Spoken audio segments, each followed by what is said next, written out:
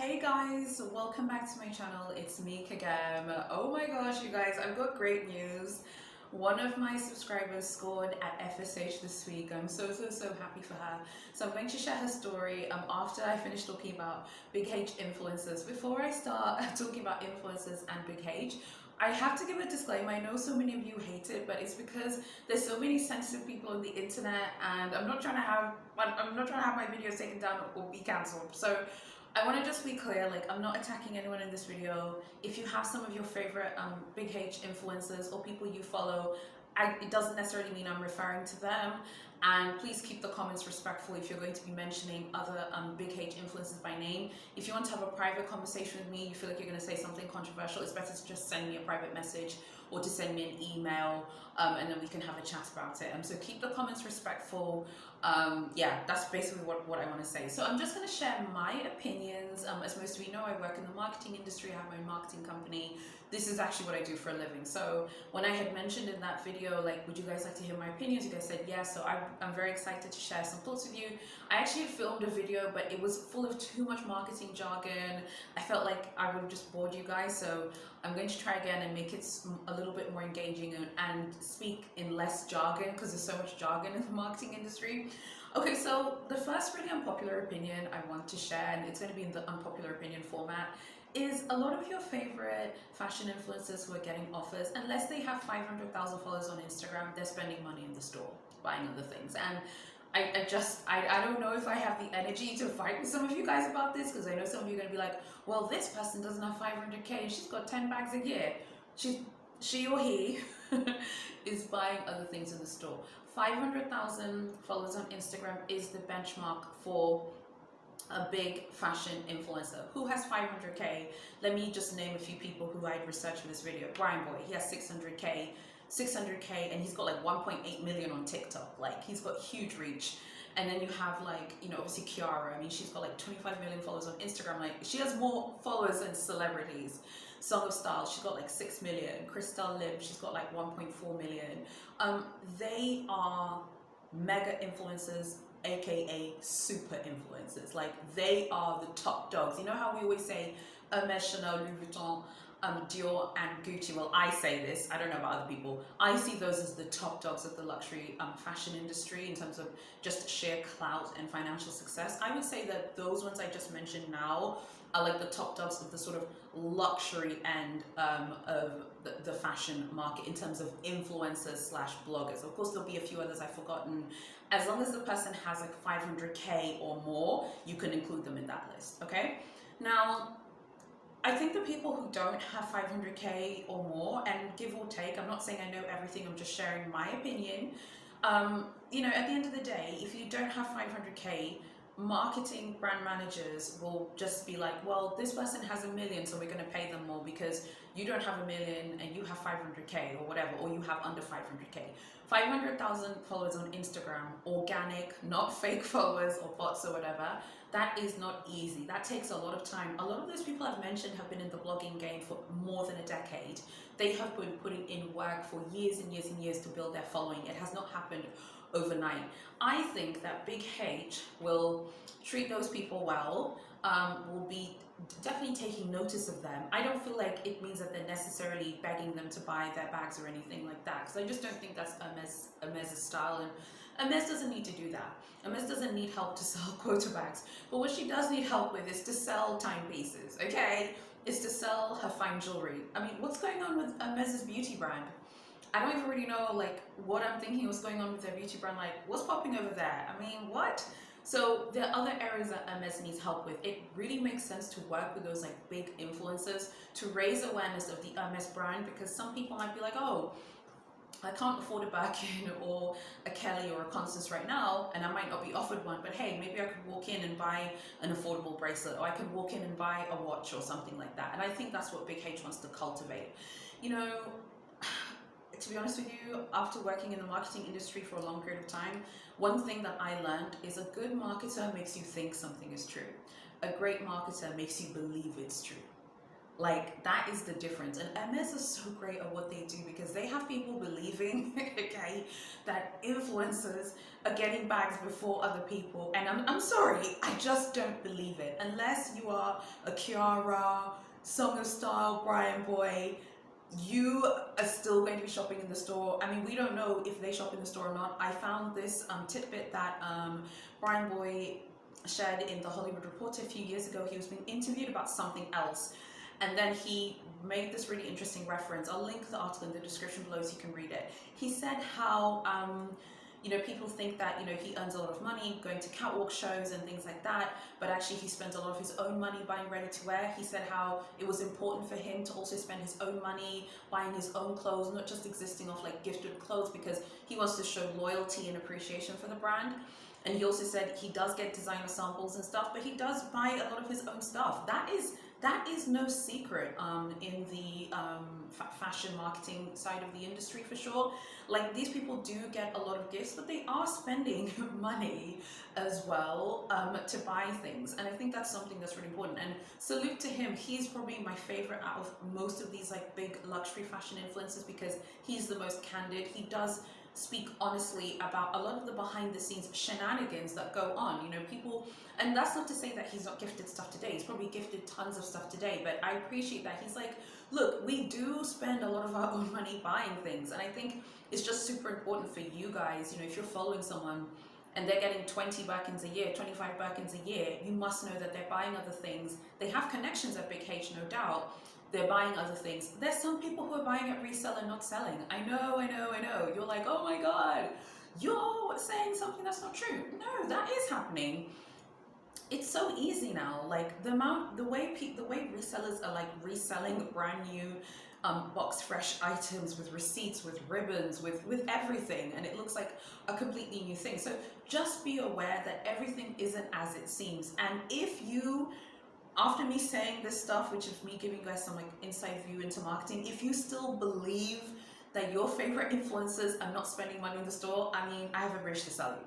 Another unpopular opinion that I have is I feel like unless an influencer is at 500k plus or on Instagram in terms of followers, I feel like Big H is just doesn't really care, and I feel like they're not really going to invest their time in people who don't have a massive reach. That's just my opinion. And in terms of invest, what I mean is I think that they want to cultivate influencers as VIPs.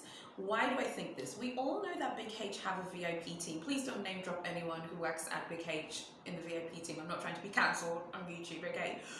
So don't name drop them in the comments, but all of you, you know, follow up what's popping in Hermes, you know, we all know who these people are, etc. Okay, so I feel like Hermes are actually more interested in cultivating influencers as VIPs.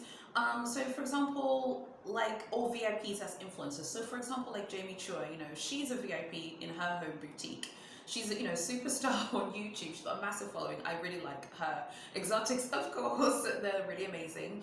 So she's a VIP in her home boutique, but she's also an influencer. So I think we're going to see this kind of hybrid identity of VIPs who have also become influencers and influencers who have also become VIPs. At the end of the day, you become a VIP by spending money at Hermes. It is that simple. When I was researching this video, I was like, oh my God, I wonder how old Thierry Hermes was when the French Revolution happened. Excuse me, French Revolution happened in 1789. Thierry Hermes was born in 1801. I mean, I'm sorry, this company is so old. They probably feel like they're going to survive the sort of influencer age. And if the influencer age ever kind of withers away, and who knows, we don't know what could happen in the future, Big H will still be here, galloping and flogging products to people. I mean, does Hermes really need influencers? I don't think so. Another example of the VIP as an influencer trend that I'm noticing, and I've noticed this has been happening for the past year, is Manny and Layla Koshbin. Manny Koshbin is a property developer. He has a huge following on Instagram and on YouTube. He has a lot of luxury exotic cars. He also has the Hermes Bugatti car. Lots of people went mad over this car, and he showed it off on YouTube. It has tons of views. So, I mean, I think we're going to be seeing more people like that. We're going to be seeing people who are VIPs as influencers. We don't know if they necessarily work with Big H and if they're getting a check, but I do think that Big H wants to cultivate more people like that, like people who are big spenders. Because if you think about it, people like Jamie, Manny, and Layla, like their followers, of course, they're gonna have people who are aspirational, who look up to them and want to emulate their lifestyle, which is fine. But they are gonna have a lot of people who follow them who are actually VIPs themselves. And if you think about it, it makes way more sense for Big H to kind of cultivate those and those relationships with VIPs who are now influencers, instead of fashion influencers who just want to buy bags all the time but don't want to buy other things. So just think about it more broadly. Don't believe every single thing that you see. You must know that all of these luxury brands are marketing themselves to you all of the time. They want to promote themselves to you. They want to get you to believe stuff. As someone who works in marketing, this is my bread and butter. This supports my entire lifestyle, and I get to do everything in my life that I'm passionate about because of marketing. Marketing has given me a company with 10 employees. It's given me an office. It's given me all of the things I've ever wanted in my life. So I have to defend my industry. My industry helps brands to be successful, but my industry has a lot of smoke and mirrors. Don't believe everything you see about Big H. Big H is galloping, honey. She's not pressed about influencers, but she's keeping her eye on them to see what they're doing.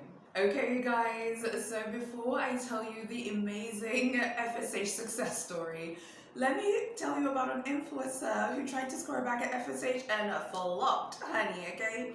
It's linked below. I found her on this website. She has like 17,000 followers on Instagram. I'm wondering whether she flopped because maybe the essay felt like she was an influencer who just wanted to get a mini Kelly to like take pictures or something. I'm not sure. She shares her whole story. I'll link it below so you can have a read.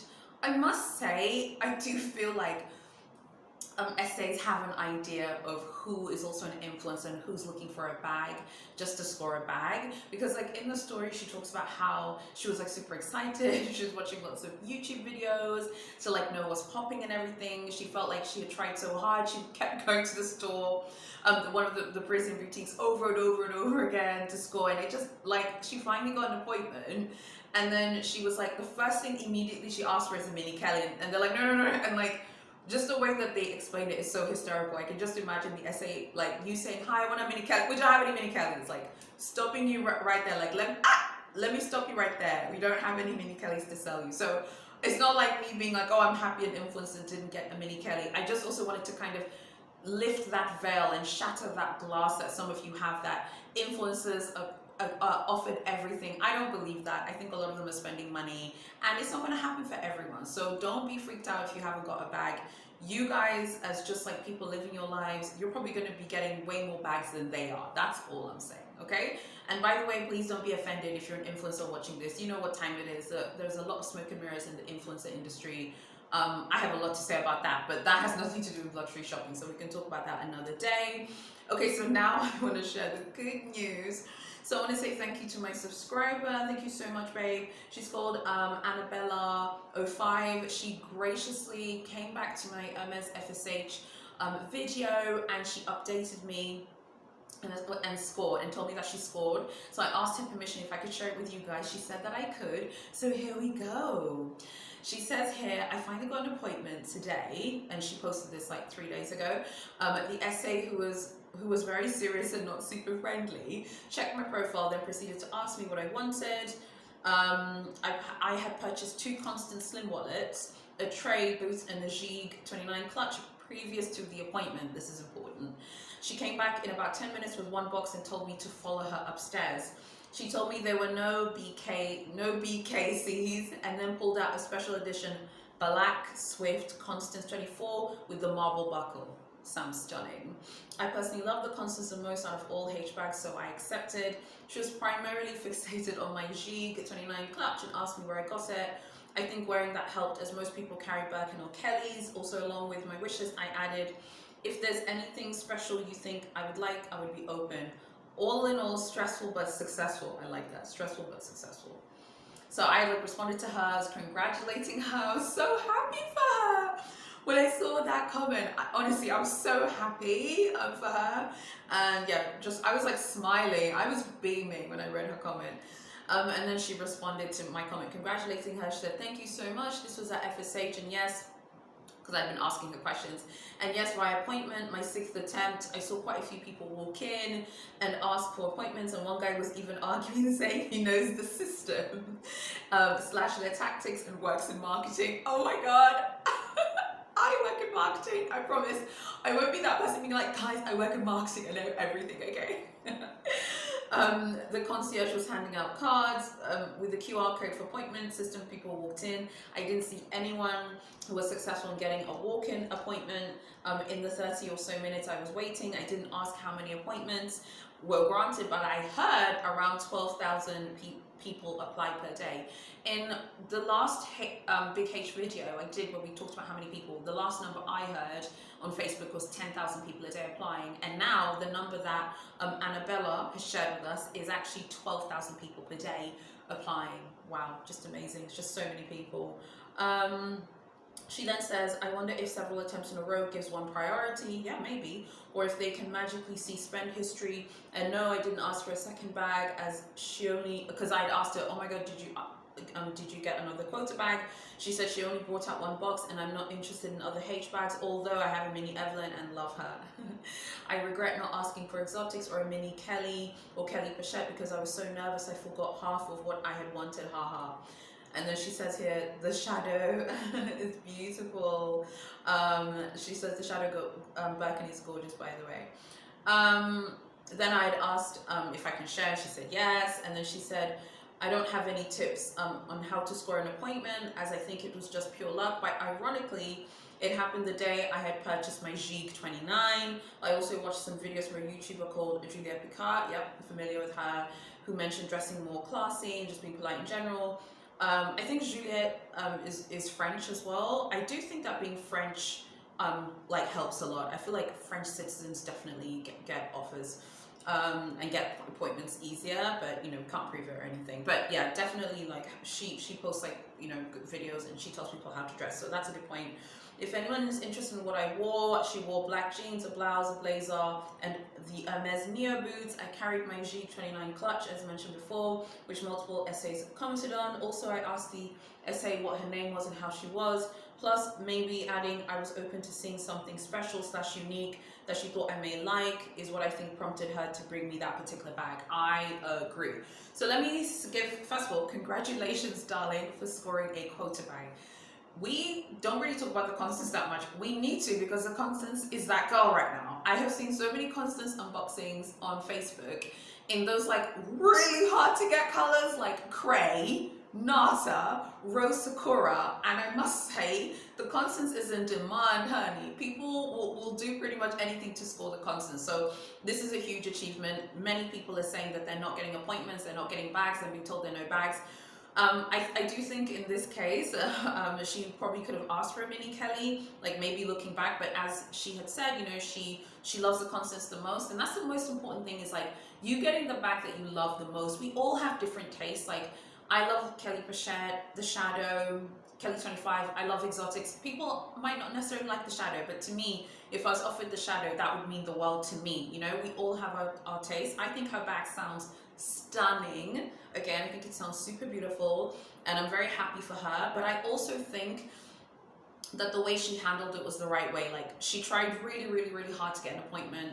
She said that, you know, she had multiple attempts in a row, so that was really good. She didn't give up. And then I think another thing is that she had purchased a bunch of things before the appointment. Now I think that's really important, because we always hear about like the whole, oh, go buy something small, and I still think that probably does work, but I do think that here she did buy a bunch of things.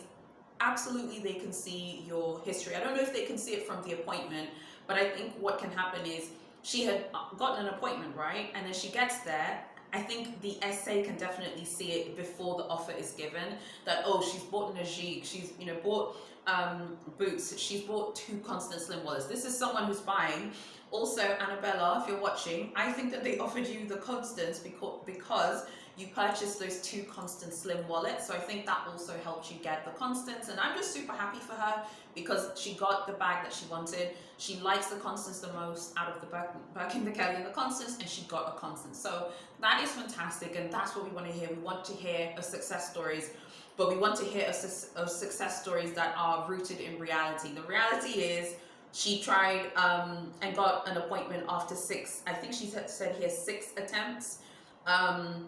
And she got the appointment, multiple attempts. So you know how I feel about people and their unicorn stories. Yeah guys, I just woke up and I walked into FSH and they were begging me to buy this Birkin 25. We all know it doesn't work like that. So I really need people to stop uploading those videos because I'm just tired.